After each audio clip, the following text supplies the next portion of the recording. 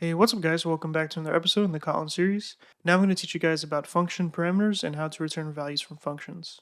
So last time we learned about functions for the very first time, which is a way to take a piece of code and give it a name so that you can call it multiple times without having to rewrite that code every single time.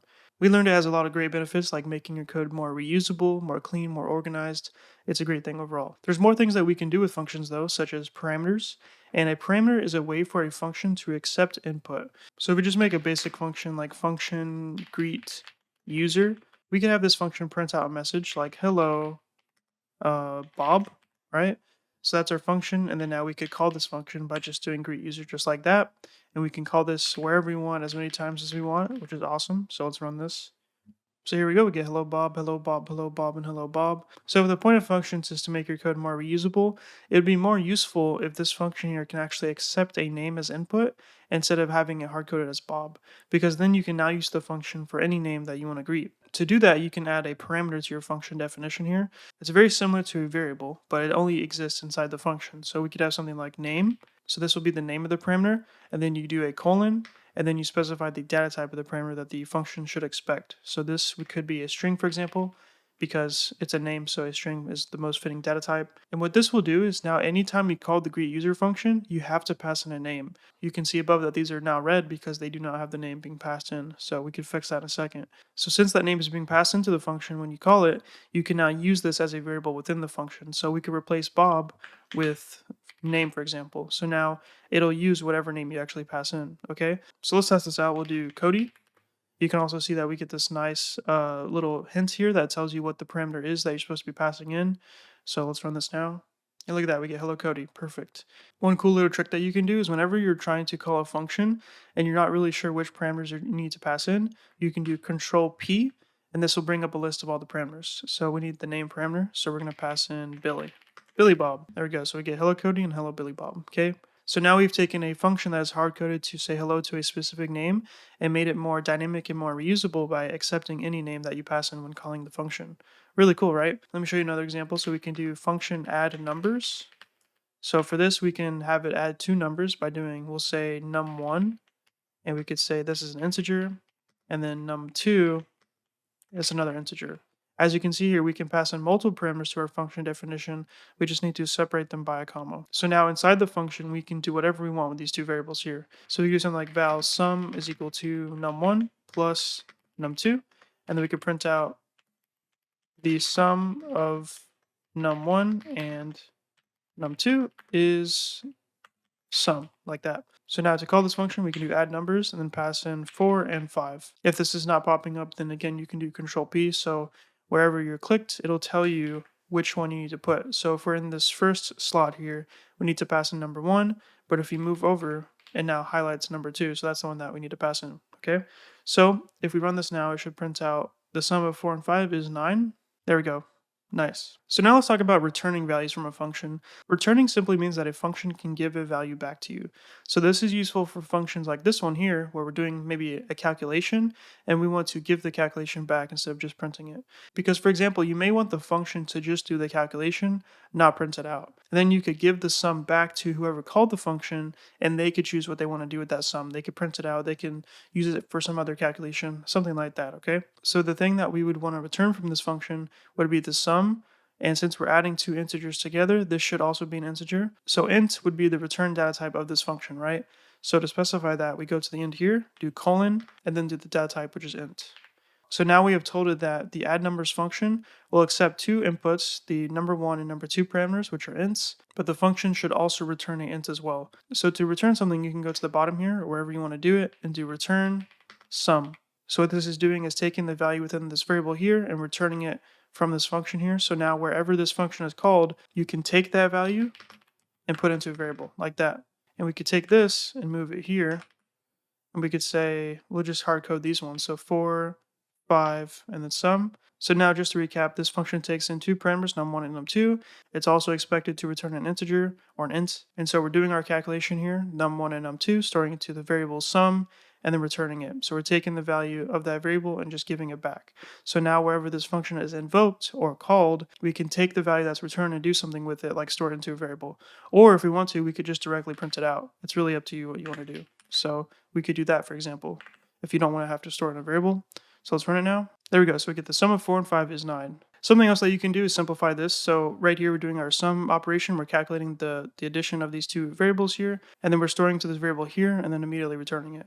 So since we're just trying to return a value of a calculation, there's no point in really storing it to this sum variable. We're not really doing anything with it. So we could just directly return this expression here. So it's going to calculate the sum and then return the result of that sum.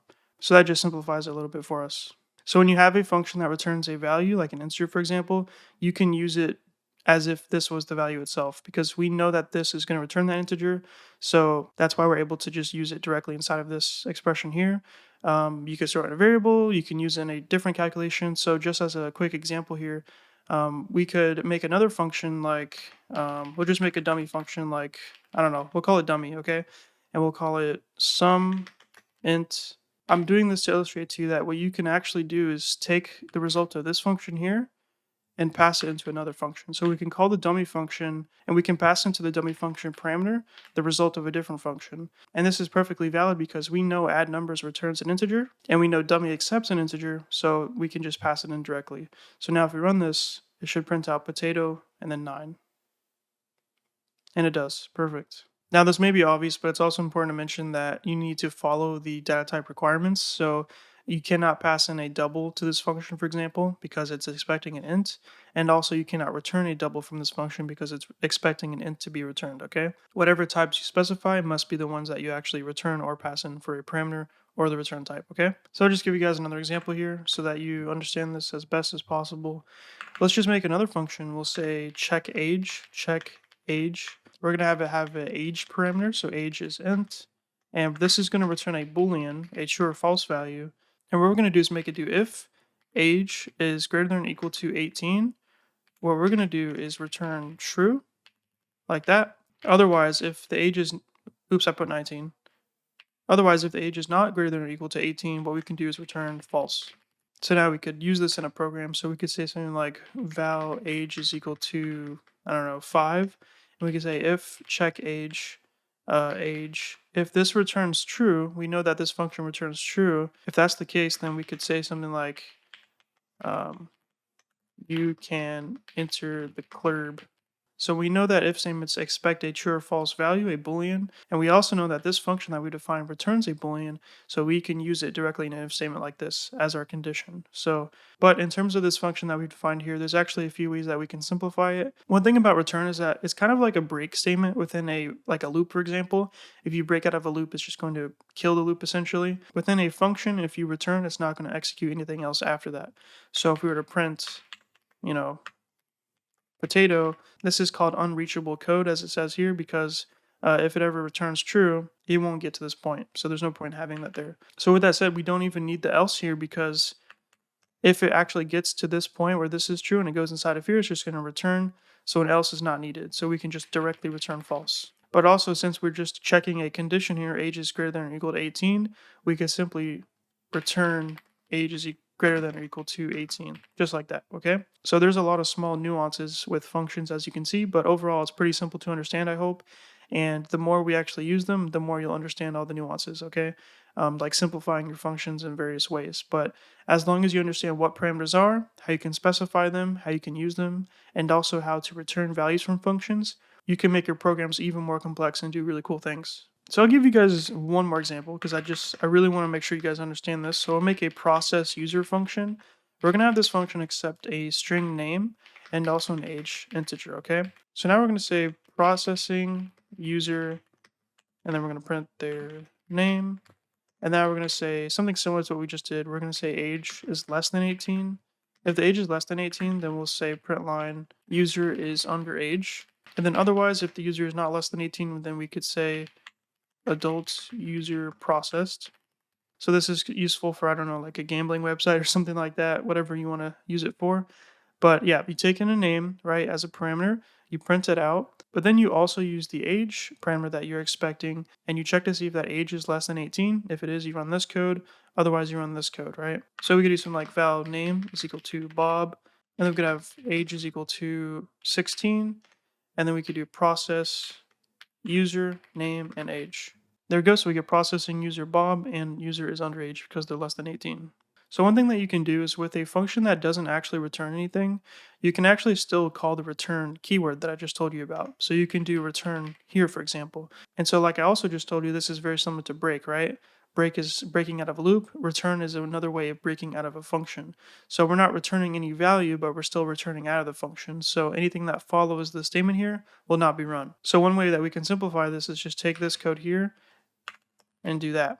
The reason we can do that is because if you don't have this here, what this will do is, check to see if age is less than 18. If it is, it'll run this code here, but then it'll just go to the next part of the function, which is this part, and still run it. However, if we have the return, if the age is less than 18, it'll run this piece of code here, then it returns, so the function completes, so we'll not run this piece of code here. So it's just a simple way to end a function early, but also make your code more simplified. Also behind the scenes, if a function does not return any values, it actually still has the unit return type. So I'll say it again, if a function does not return any values like an integer or a boolean or anything like that, it still behind the scenes will return the unit data type. However, you don't actually need to specify, it's implicit. So if you hover over this, it says redundant unit return type. So you can get rid of it. Okay, so hopefully that all made sense. That is function parameters in Kotlin, and also how to return values from functions in Kotlin. Now your functions that you create for your programs should be even more dynamic because they can take in values to do more dynamic things, and also they can return values that you can use in other places. Hopefully that all made sense. Thanks for watching, everybody, and peace. So that's it for this video, everybody. I really hope you learned something new. If you liked the video, please hit the like button, and if you want to see more, hit that subscribe button. Make sure to also check the description below for important links to code and other resources, but also really important, join our Discord. We have a big community of over 5,000 programmers, and it's a place where you can find new friends or get help on any code that you're stuck on. If you want to support what I do on this channel, please consider hitting the join button below, and this will allow you to support my channel for as low as $1 a month, but there are different tiers to choose from if you want to. For anyone that becomes a member on my channel, you get a special rank on my Discord server, early access to new videos, and you can just see yourself on the screen right now. So if that sounds cool to you, feel free to join. If you don't want to, that's fine. If you can't, that's okay too. I really just appreciate you watching the video anyway. Thank you so much. And that's it. Peace.